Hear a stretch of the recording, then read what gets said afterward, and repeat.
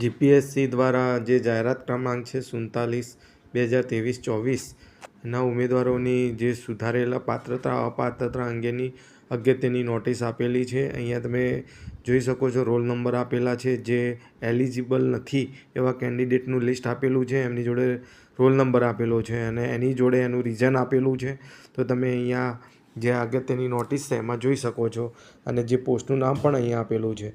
તો આયોગની અગાઉની જાહેરાત ક્રમાંક જે 27/2019-20માં ભલામણ કરાયેલા ઉમેદવારોની અનુસૂચિત જનજાતિ એસટીનું પ્રમાણપત્ર વિશ્લેષણ સમિતિ દ્વારા અયોગ્ય ઠેરવતા સંબંધિત વિભાગ દ્વારા તેઓની સેવાનો અંત લાવવામાં આવેલ. સદર ઉમેદવાર દ્વારા જાહેરાત ક્રમાંક જે 47/2023-24 અને જે પોસ્ટનું નામ છે ગુજરાત વહીવટી સેવા વર્ગ 1, ગુજરાત મુલકી સેવા વર્ગ 1 અને વર્ગ 2 તથા ગુજરાતી નગરપાલિકા મુખ્ય અધિકારી સેવા વર્ગ 2 માં એસટી કેટેગરીમાં ઉમેદવારી નોંધાવેલી હતી, જેમનો રોલ નંબર અહીંયા આપેલો છે 1090769662 તથા સમાન જાતિ પ્રમાણપત્ર રજૂ કરાયેલ હોય તેઓની અરજી ચકાસણીના અંતે અપાત્ર કરવામાં આવેલ.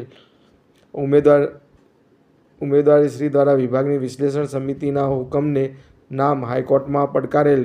પ્રસ્તુત કેસના નામ હાઈકોર્ટના તારીખ 15/1/2026ના ઓરલ ઓર્ડરથી ઉમેદવારશ્રી અનુસૂચિત જનજાતિ પ્રમાણપત્રને પુનઃ ચકાસણી કરવા વિભાગની વિશ્લેષણ સમિતિને જણાવેલ તથા નોકરીમાં પુનઃ સ્થાપિત કરેલ હોય નામ હાઈકોર્ટના ચુકાદાને ધ્યાનમાં લઈ વિભાગીય વિશ્લેષણ સમિતિના આખરી નિર્ણયને આધીન રોલ નંબર 1090769662 પરના ઉમેદવારને જાહેરાત ક્રમાંક જે 47/2023-24 માટે શરતી પાત્રતા ગણવા આયોગ દ્વારા નિર્ણય કરવામાં આવેલો હતો તેમજ એ સંદર્ભે નોટિસ પ્રસિદ્ધની કાર્યવાહી ચાલુ હતી. તે દરમિયાન પણ નાણાં વિભાગ દ્વારા તારીખ 7/8/2026ના પત્રથી સદર ઉમેદવારનું અનુસૂચિત જનજાતિનું એસટીનું પ્રમાણપત્ર વિશ્લેષણ સમિતિ દ્વારા પુનઃ રદ કરેલ હોવાથી આયોગને જાણ કરાયેલ છે.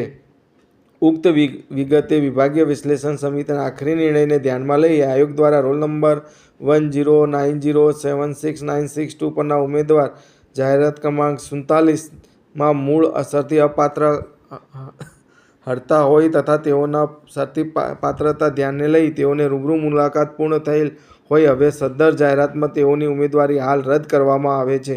તો વધુમાં સદર ઉમેદવાર દ્વારા પુનઃ નામ હાઈકોર્ટમાં જાતિ પ્રમાણપત્ર યોગ્ય ઠેરવવા તથા જાહેરાત ક્રમાંક 47માં ઉમેદવારી ચાલુ રાખવા કેસ કરાયેલ હોય સદર કેસ તથા ભવિષ્યમાં આ બાબતે અન્ય કોઈ કાયદાકીય બાબત ઉપસ્થિત થાય તેને આધીન ઉમેદવારની પાત્રતા અંગે આયોગ દ્વારા નિર્ણય લેવામાં આવશે. તો આ અપાત્રતા જે છે ઇનએલિજિબલ કેન્ડિડેટ